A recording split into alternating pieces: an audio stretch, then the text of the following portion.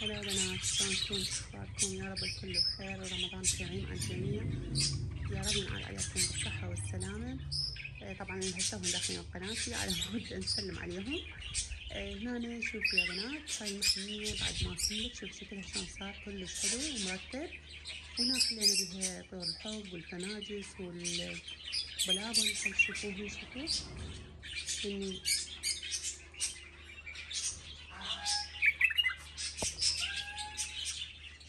طبعا هاي الثيلة الاصطناعي شوفوها، يعني خليناها على الحائط لما نزلناها لجوا على مود شوية جمالية المكان، يعني يطلع كلش حلو. وبعد محتاجة بيوت. عندنا هاي شوية عوزت الماء، بعدين على اساس اريد اغسل وانظف، بس قلت خل اصور وبعدين اغسلهم وانظفهم. لان اريد انزلكم فيديو، لا الله سهل اليوم ينزل الفيديو، قلت لا ابقى لين ما اغسل راح اتاخر عليكم. هاي تشوفون هنا، ودني هنا هذا تشوفوا البيت هيك على صفحة، دني خليناهم هنا. شوفون دني غنادير، يمكن هي اسمها غنادير. تشوفوها هاي هنا الشردن، ما يخلي الواحد يبالهم قبل الشردن يضلون يصيحون. شوفها سوافات هنا. هاي شوفون هنا هنا وضحت عندكم الثلج الاصطناعي.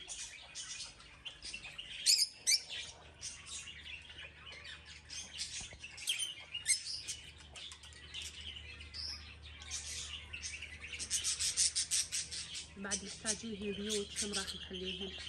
لان يعني بعد ما كاملات بيوتهن نخليهن على الثيلة هاي الاصطناعي. شوفوها يعني على الحائط نخليه.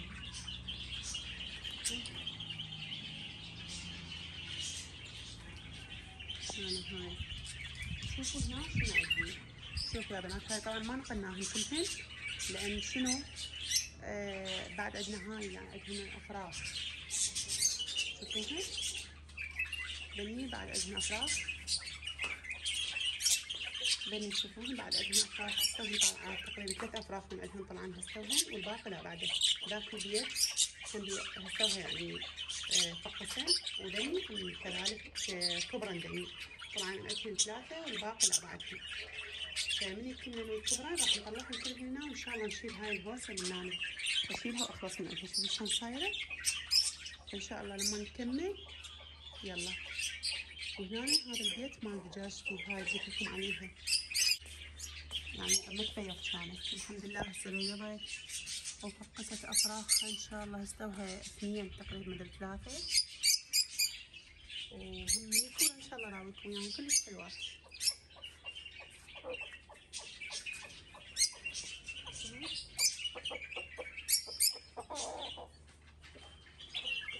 بس هذي هنا هسه خلصنا، تعال نبدأ وياكم.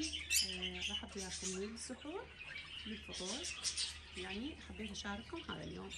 يلا ابقوا وياي. طبعا يا بنات بديت وياكم من بداية السحور. شوفون اليوم شنو السحور. طبعا ابو زيد الساعة 12 قال اني يعني وراي قاعدة الصبح لازم اغبش من الصبح اطلع، فسوي لي سحور. سحر الساعة 12 ونام. ذولا سوا استغلوا الفرصة، اندومي شبس وزبادي، شوفوا زين، وشاي وجبن وهاي السوالف استغلوها، كيفوا على هاي السالفة مال الاندومي والزبادي والشبس، لان هما هاي اكلاتهم المفضلة. المهم يا بنات، هنا بديت وياكم قلت لكم من السحور، وجيت هسه قبل حولت على الفطور. تشوفون الفطور مالتنا اليوم بانية وتمر راح اسوي، وحبيت اشارككم يعني شنو اللي اسوي. هنا يا بنات هاي البانية تتذكرون اللي جمدتها وياكم، اكو يعني متابعين القدامى يعرفون، يعني متابعين دائما يتابعوني يعرفون يعني وشايفيني من جمدتها ونزلت فيديو. اكو بعض البنات قالوا مزيدة تجمديها بهاي شو اسمه ما تطلع بهاي الدبة. فيا بنات يعني عادي، انا ما اذوبها وشي واريد اخذ من عندها، يعني سهلة ما بيها اي صعوبة، عادي اقدر اخذ من عندها. وانا هم نفس الوقت كنت مجمدة بطالة، بس خلصناهن ما شاء الله للغدا بهاي الفترة يعني راحت قبل رمضان. المهم يا بنات، هنا أنا عندي هذا اللحم والتمر راح أغسله، وراح أبدي أسوي الفطور وياكم.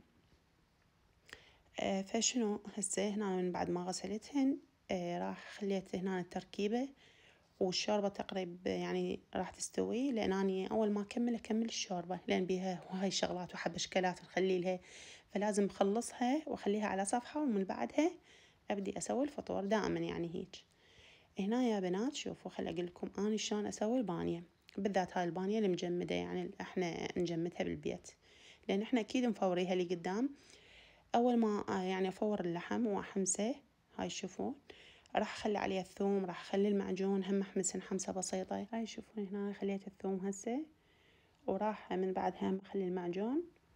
وش اسوي يا بنات، طبعا انا دائما الطماطه يعني اخلطها بالخلاط، بس من بعدها من شفت يعني شلون تخليها ثخينه هيك، شلون الثخن مالتها يعني حتى مو طيبه تصير.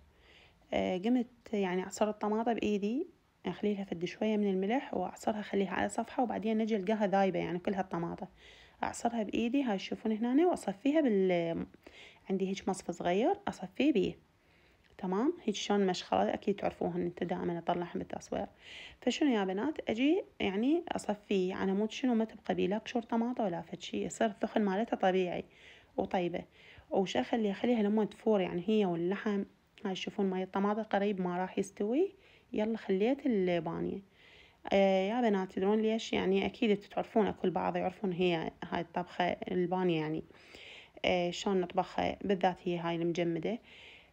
لان شنو اذا فورناها لي قدام ويا او حمسناها لي قدام راح تنمرد، فلا سوينا يعني هيجي هاي الطريقة، نحمس اللحم والمعجون لي قدام ونفوره قريب ما يستوي، يلا نخلي البانية ما عليها، راح تصير بانية يعني معدلة والله. وهنا هم تشوفون هاي تركيبة فارت عندي، هم خليت التمن، وراح من بعد ما يستوي اكيد راح اصفيه، لان تمن بزل اكثر شي نحبه احنا يعني نبزله، ما نحب كبس. مرات يعني اذا طخت عندي اسوي كبس. وهاي الشوربة قريب هم راح تستوي تقريبا، وراح من بعدها هدر الاكل واروح وين، اروح اخبز. تمام. فهنا يا بنات طبعا هاي بنتي هنا قالت راح اسوي كاستر، قلت لها يلا سوي كاستر. كان تقول جيب اصور لك، قلت لها معودة اعوفك، كان تقول لا والله خلي اصور لك شوية قلت لها يلا صوري. فهنا سوت هذا الكاستر شوفوها، وعلى طريقتها طبعا هي، بس بيومها قلت لها صار ثخين حيل، كان تقول لي عادي هو طيب الثخين والله قلت لها يلا خليه كملي مدري خليه، يلا كملي انتي وانا راح اروح اخبز.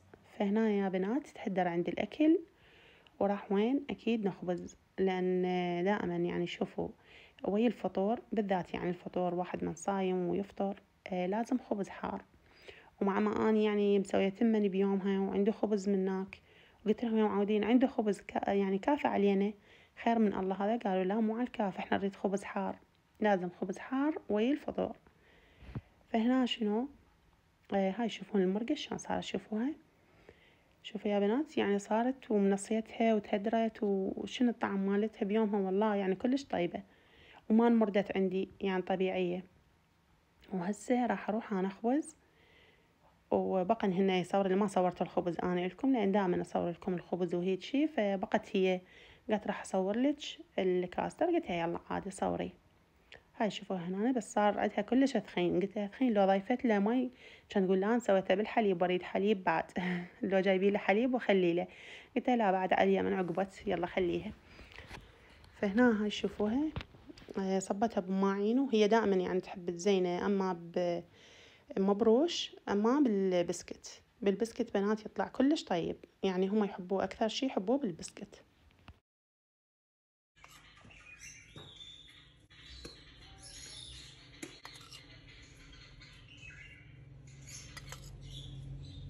بس شوفوا تدرون شنو، هي ما مصورت لكم الطريقة كلها بالكامل، هي تخلوا وياه قشطة وتخلوا وياه، يعني دائما احنا بنسوي قشطة نخلوا وياه ونخلوا وياه زبد. يطلع بنات طعمه كلش طيب، بس للأسف بيومها صار شوية ثخين، المفروض هو شوية يعني بيخف، بس الطعم مالته كلش طيب يصير. وهنا أنا من بعد ما كملت خبز وكملنا كل شي يعني شغلاتنا، جيت هنا حضر هاي الحبشكلات شوفوها، سميها أنا حبشكلات حبشكلات رمضان. هنا أنا عندي هذا اللبن، شوفوا يا بنات هذا اللبن يعني طعم مالته ما أقولكم عليه إيش قد طيب. هاي دائما أبو زيد من يروح يجيبه من بغداد من الشوادر، شوفوا يعني طعمه جاب لنا بيومها 3 أكياس، قال هاي بين ما أروح مرتي الثانية وأجيب لكم. بنات طعم مالته ما أدري شلون شي يخلون وياه نكهات ليمون وما أدري ونعناع وشي، يعني طعمه كلش طيب يصير. فهنا عندي هو هذا الشيس فرغته هنا بهاي الدولكة، وهاي الثانية الصغيرة عندي لبن يعني بالثلاجة أنا ضامته من هذا اللبن المنشف العادي، بس أنا مفرغته هنا يعني بالبطل. هم خليته هنا يعني بهاي الدولكة، مدري هنا خليته بالدولكة. المهم يا بنات عادي انتم متعودين عليه وعلى هاي السوالف فلا شفتوا فد شي يعني لا انساه لو يطلع بيه غلط فانتوا غلسوا ولا تحجوا اللي بيه. هنا هاي عندي فواكه قليلة يعني هم حضرتها وياهن للفطور. وعندي هنا هاي خيار وليمون هم راح اسوي لهم يعني هيك، يعني مجرد نخليه بالسفرة والله، لأن هو مو هالقد يعني ما ينحب ويا البانية. أكل بعض ناس يحبوه وأنا هم عائلتي نص تحبه ويا البانية عادي تاكله ونص لا.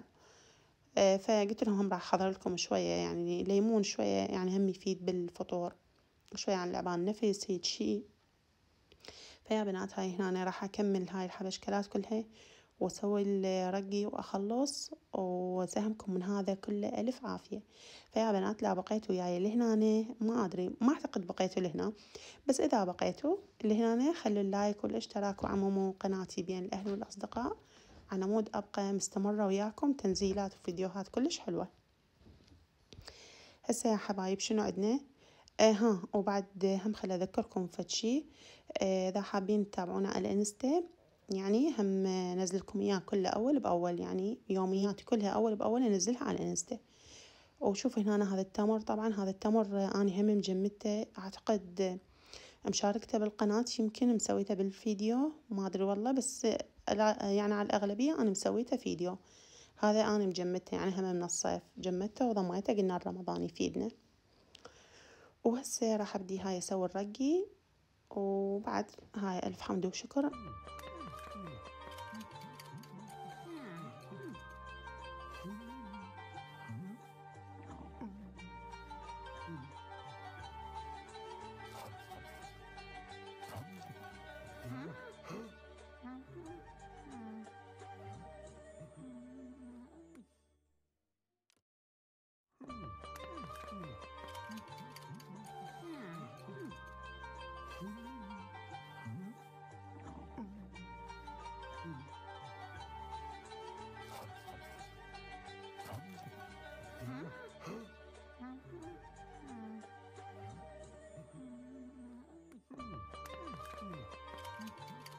وهسه كملت هاي التحضيرات هاي يشوفون هنا، وراح أروح أفرش السفرة وأحضر كل شي بين ما يصيح الأذان. يا بنات هذا أنا روتين اليومي يعني هيك أبدي بيه، وأبدي من الساعة 3:30 أو من 4 أكمل كل شغلاتي. وشوفوا هنا أنا من بعد ما كملت تحضيرات جيت أريد أغسل، وشوف هذا جاني يركض يريد يشرب مي. شوفوا زين تعبت الدنيا إلا علي تجي شوف والله شقد حلو. المهم يا بنات هنا كملنا هاي وسهمكم ألف عافية. واليوم ما شاركتكم لا غسل ماعين ولا غيرها ولا غيرها، يعني كل شي ما شاركتكم في هاي الشغلات. حد وياكم سفرتنا وألف حمد وشكر، ويا رب يطعم كل جوعان. ولهنا أقول لكم مع ألف سلامة وباي باي.